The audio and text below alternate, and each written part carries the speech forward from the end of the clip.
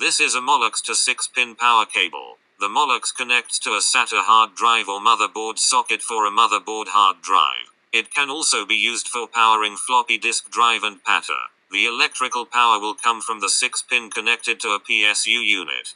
PSU usually has a wall socket mains electric cable to draw power from mains electric power supply.